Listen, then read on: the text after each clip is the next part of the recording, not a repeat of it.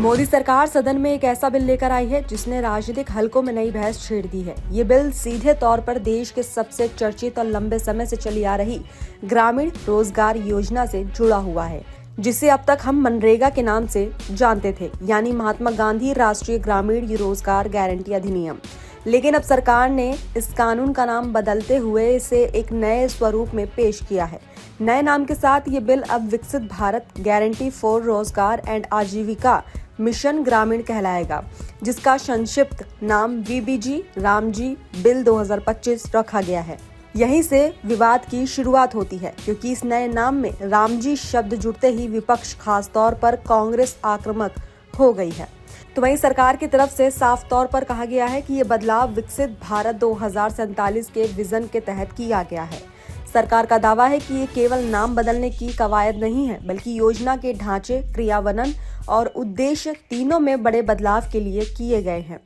लेकिन विपक्ष का आरोप है कि सरकार जानबूझकर महात्मा गांधी का नाम हटाकर एक वैचारिक एजेंडे को आगे बढ़ा रही है। तो वहीं आगे की वीडियो में हम ये बात करेंगे कि क्या ये सिर्फ नाम बदलने का मामला है या फिर इस मामले के भीतर वास्तव में कुछ ठोस सुधार भी किए गए हैं। तो अगर हम थोड़ी पीछे जाकर देखें तो ग्रामीण रोजगार योजनाओं का इतिहास भी कम दिलचस्प नहीं है। सबसे पहले जवाहर रोजगार योजना आई थी, जिसका उद्देश्य गांवों में बेरोजगार को कम कर देना था। इसके बाद इस योजना का स्वरूप बदला गया और इसे नरेगा कहा गया। फिर इसमें महात्मा गांधी का नाम जोड़ा गया और ये मनरेगा बन गई।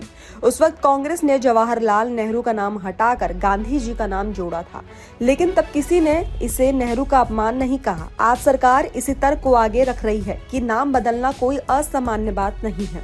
तो वही सरकार का कहना है कि मनरेगा से जुड़ी शर्तें, पुरानी नकारात्मक छवि अब योजना के रास्ते में बाधा बन चुकी थी।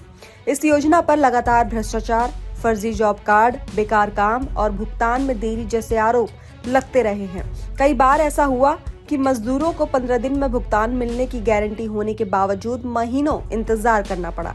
ब्याज का प्रावधान होने के बावजूद मजदूरों को बार बार आवेदन और शिकायत करनी पड़ती थी। इसके अलावा ये भी तय नहीं था कि किन क्षेत्रों में काम होगा, जिससे कई जगह गड्ढा खोदो गड्ढा भरो जैसे गैर उत्पादक काम सामने आए।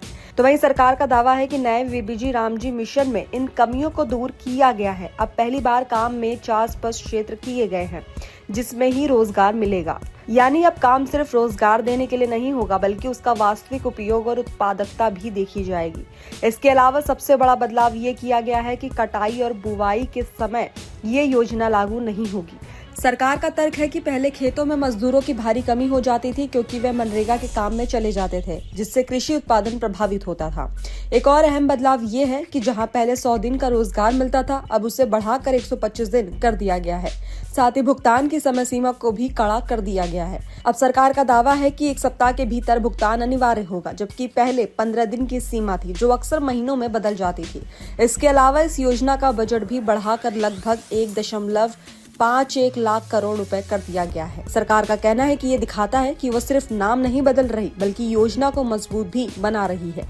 लेकिन विवाद की जड़ कहीं और है। कांग्रेस और विपक्ष का कहना है कि महात्मा गांधी का नाम हटना अस्वीकार्य है, क्योंकि गांधी जी केवल कांग्रेस के नहीं बल्कि पूरे देश के हैं। इस पर सरकार समर्थकों का तर्क है कि अगर जवाहर रोजगार योजना से नेहरू का नाम हटने पर विवाद नहीं हुआ, तो अब गांधी जी के नाम हटने पर इतना हंगामा क्यों?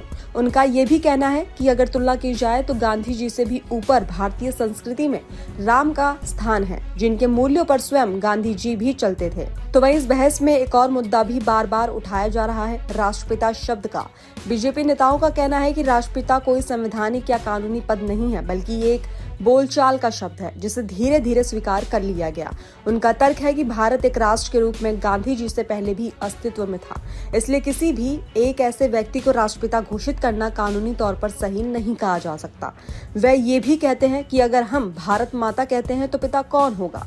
ये तर्क भी अपने आप में विवादास्पद है। तो कुल मिलाकर सरकार का कहना है कि ये बिल ग्रामीण रोजगार को ज्यादा प्रभावी, समयबद्ध और उत्पादक बनाने की दिशा में एक बड़ा कदम है, जबकि विपक्ष इसे वैचारिक और प्रतीकात्मक राजनीति से जोड़कर देख रहा है। कांग्रेस का जोर इस बात पर है कि गांधी जी का नाम हटना देश की भावना को ठेस पहुंचाता है। वहीं सरकार का कहना है कि नाम से ज्यादा जरूरी है योजना का परिणाम।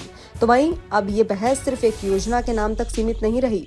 ये सवाल बन गई है कि विकास बनाम प्रतीक, परिणाम बनाम पहचान और नीति बनाम राजनीति में देश किस दिशा में जाना चाहता है। आने वाले दिनों में संसद के भीतर और बाहर इस मुद्दे पर सियासी टकराव और तेज होने की संभावना है।